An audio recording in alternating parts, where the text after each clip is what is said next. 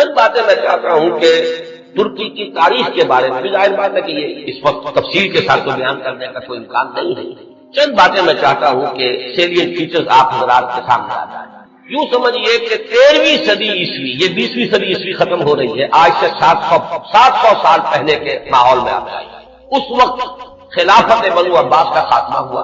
1258 عیسوی میں فال of Baghdad, تاتاریوں کے ہاتھوں بغداد کی تباہی اور خلافت بنو عباس کا چراغ گل. عربوں کی سیادت و قیادت اس وقت سے ختم. جو خلا پیدا ہوا وہ اس قوم نے پر کیا جن کے ہاتھوں عذاب آیا تھا. ہے آیا فتنہ تاتار کے افسانے سے، پاسماں مل گئے کعبے کو صنم کھانے سے. ایک انٹرم پیریڈ تو ایسا گزرا ہے کہ جس میں طوائف الملوکی تھی. ظاہر بات ہے کوئی بڑی تہذیب، بڑا تمدن، بڑی سلطنت ختم ہوتی ہے تو دوبارہ اس کی جگہ پر کسی دوسرے سٹرکچر کے بننے میں وقت لگتا ہے. درمیان میں وہ طوائف الملوکی، چھوٹے چھوٹے سلطان، چھوٹے چھوٹے عمرا، چھوٹی چھوٹی حکومتیں پورے عالم اسلام. لیکن رفتہ رفتہ یہ جو ترک ایک اصل میں یوں سمجھیے کہ ایک نسل ہے، قوم ہے. ہم مغل کو علیحدہ سمجھتے ہیں، ترکوں کا اصل میں ملک بھی ترک. یہ سب ترکان ہے، ان کی مختلف نسلیں. ترکان تیموری کو ہم مغل کہتے ہیں. ترکان صفوی کی حکومت قائم ہوئی ایران میں. ترکان تیموری یعنی مغلوں کی بہت بڑی مملکت قائم ہوئی ہندوستان کا.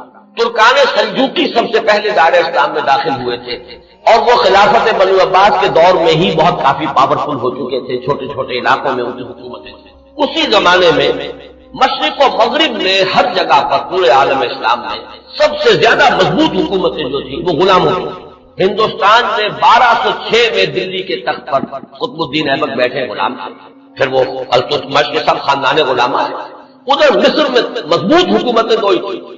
ہندوستان میں خاندان غلامہ کی، ادھر مصر میں ممالک، مملوک کہتے ہیں غلام، ملکیت ہے. یہ سب ترک ہیں. تو ان دونوں کی حکومتیں عظیم ترین قائم. ہندوستان میں تو دور کئی آئے. ہندوستان میں پہلے خاندان غلامہ، پھر خلجی، لودھی، سادات، مختلف خاندان کچھ 350 برس میں اس میں گزرے. 1206 سے 1526 تک 320 برس میں یہ کئی خاندانوں کی حکومتیں توڑ پھوڑ ہو گئی. پھر 1526 سے مغل آئے. کہنے کو تو 1857 تک رہے لیکن حقیقت میں 150 برس ہے ان کے، جن کو کہا جائے کہ صحیح ہوئی عظمت کا دور. یہ جو 6 بادشاہ ہیں، بابر، ہمایوں کا تو خیر نہ ہی شمار کیا جائے، اکبر ہے، جہانگیر ہے، شاہجہاں ہے، اور اس کے بعد جو ہے طوائف الملوک ہندوستان میں بھی ہوگی.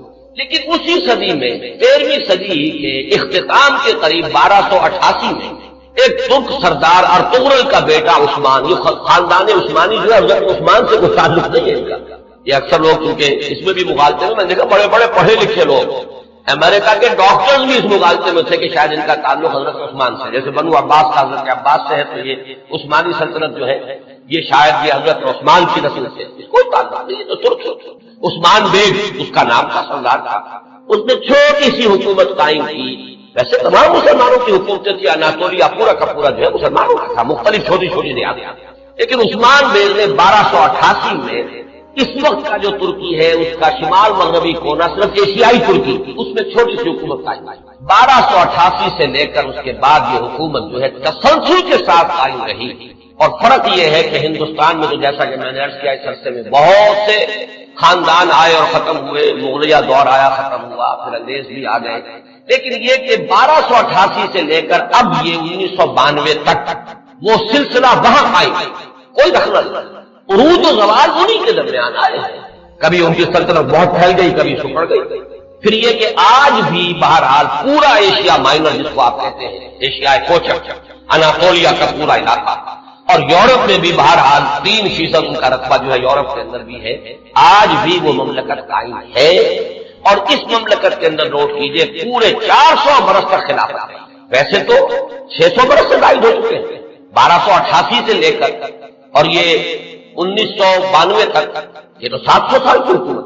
لیکن یہ کہ خلافت جو ہے وہ 1520 سے شروع ہوئی. یہ ذرا ذہن میں رکھیں. جبکہ انہوں نے حجاز کو بھی فتح کر لیا، مصر کو بھی فتح کر لیا، عظیم ترین 3 بر اعظموں پر دنیا میں کوئی اور حکومت اور کوئی اور سلطنت اتنی عظیم نہیں تھی جتنی کہ اس وقت سلطنت عثمانیہ. پورا حجاز، پورا یمن، پورا عراق، شام، مصر، اور پھر یہ لیبیا، الجزائر، تیونس تک یہ سب کے سب پورا ایشیا مائنر. اور جیسا کہ میں نے عرض کیا بہت بڑا رقبہ، تمام بلقان اسٹیٹ، ہنگری، اور یہ علاقے جو ہیں یوگوسلاویہ سب کے سب جو ہیں یہ ایک مملکت 3 بر اعظموں کے اوپر ہوئی. تو 1520 سے خلافت شروع ہوئی ہے اور 1920 سے لے کر 1924 4 سال میں درجہ بدرجہ ختم ہوئی. وہ بھی میں آج آپ کو بتاؤں گا کہ وہ درجے کیا ہیں. ایک دم ختم نہیں ہوئی، اس کے اندر کچھ وقت لگا ہے. 4 سال کے عرصے میں وہ نیچے گری ہے. 400 برس تک قائم رہی اور 4 برس میں پھر وہ زمین ہوئی. اور خاص طور پر یہ پوائنٹ نوٹ کرنے کا ہے کہ بقیہ جو خلافتیں تھیں، خلافت بنو امیہ، خلافت بنو عباس، خلافت، ان سب کو تو چیلنج کرنے والے کوئی نہ کوئی سامنے آتے ہیں. بنو امیہ کی خلافت کو چیلنج کیا پہلے حسین ابن علی نے رضی اللہ تعالی عنہما، پھر حضرت عبداللہ ابن زبیر نے رضی اللہ تعالی عنہما، پھر یہ کہ خلافت بنو عباس کو چیلنج کرنے والے حضرت زید، حضرت حسن کی اولاد میں سے رضی اللہ تعالی عنہ، پھر انہیں کی اولاد میں سے ایک اور نفس زکیہ اٹھے جن کا نام اصل میں محمد ابن عبداللہ ہے، نفس زکیہ ان کا لقب ہے. تو ان خلافتوں کو چیلنج کرنے والے اٹھے ہیں. لیکن یہ بات نوٹ کر لیجئے، پورے 400 برس میں پورے عالم اسلام میں ترکوں کی خلافت کو کسی نے چیلنج کیا، متفق علیہ خلافت پورے عالم اسلام میں.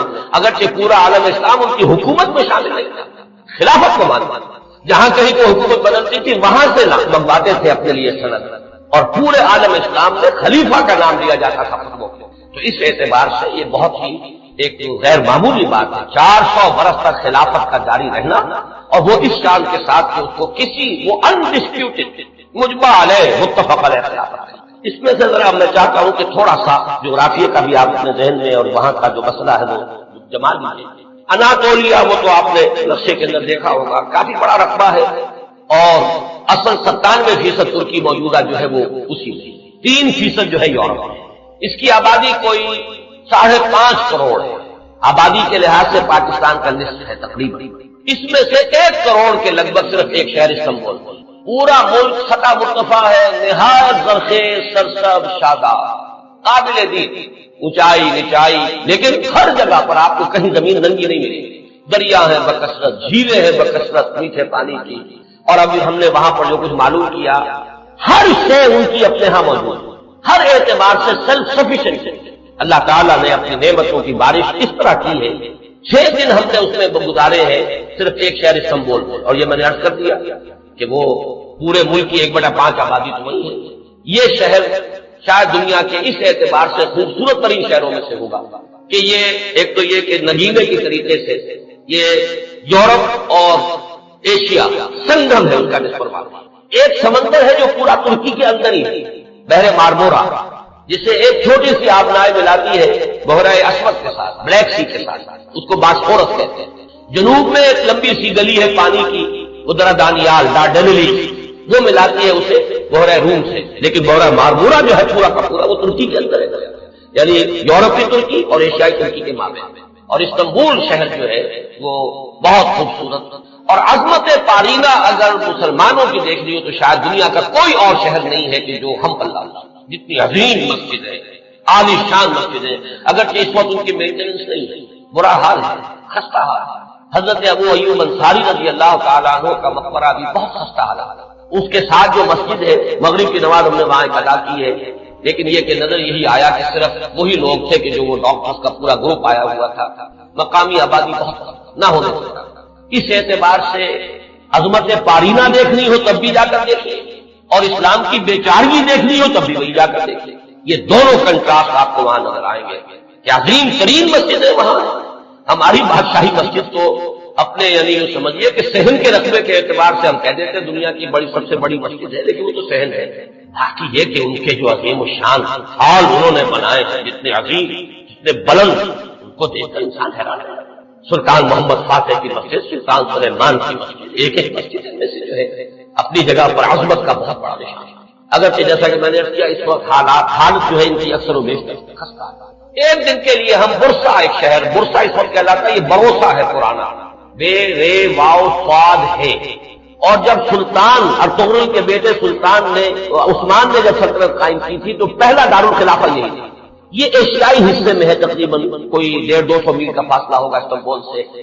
وہاں کے حالات مختلف ہیں. وہاں سلطان بایزید یلدرم کی بنائی ہوئی مسجد جو ہے بہت عالیشان ہے، اور اس وقت بھی وہ بہت آباد ہے. ہم حیران ہوئے وہاں دیکھ کر کہ وہاں ایک ظہر کی نماز ہم نے پڑھی ہے 2 دن قبل، لیکن محسوس ہوتا تھا کہ جمعے کی نماز. ظہر کی اذان سے پہلے کثیر تعداد کے لوگ ہیں. اتنا کنٹراسٹ بھی شاید دنیا میں آپ کو کہیں نظر نہ آئے کہ استنبول کا حال وہ ہے کہ حضرت ابو ایوب انصاری کی مسجد جو ہے وہ بھی ویران پڑی ہوئی ہے رضی اللہ تعالی عنہ. لیکن یہ کہ برسا کے اندر جا کر آپ دیکھیے تو وہاں پر یہ ہے کہ ظہر کی نماز ایسا محسوس ہے جو جمعے کی نماز اذان سے پہلے نصف مسجد بھری ہوئی ہے. اس کے بعد جو ہم نے دیکھا ہے ان کا جوش و خروش اور پاکستانیوں سے نہایت محبت وہ بھی وہی نظر آتی ہے، استنبول میں نہیں. استنبول تو ہر اعتبار سے مغربی تہذیب کے اندر بری طریقے سے یوں سمجھیے کہ پوری طرح گم ہو چکا ہے.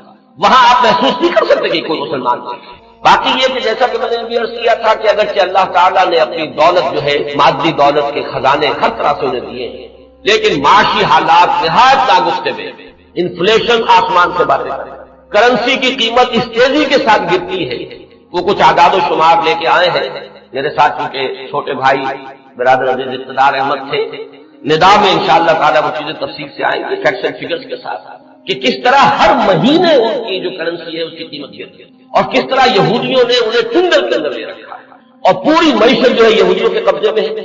ان کے ہاں ہر چیز کنزیومر گڈ، بس اس کی کھپت جو خرچ کر دینے والی چیزیں ہیں، لباس ہے، مختلف چیزیں ہیں، ان کی محتاط بازاروں میں بھری نظر آئے گی. لیکن یہ ہے کہ ان کی جو یعنی یوں سمجھیے کہ شراب پانی کی طرح ایک عجیب کنٹراسٹ ہے. اس اعتبار سے خنزیر وہاں نہیں کھایا جائے، لہذا یہ تو اطمینان ہوتا ہے آپ جہاں جائیں جا کے کھانا کھا لیں، آپ کو پتا ہے یہاں حرام چیز کھانے میں نہیں، لیکن شراب پانی کی طرح پی یہ بھی چلا.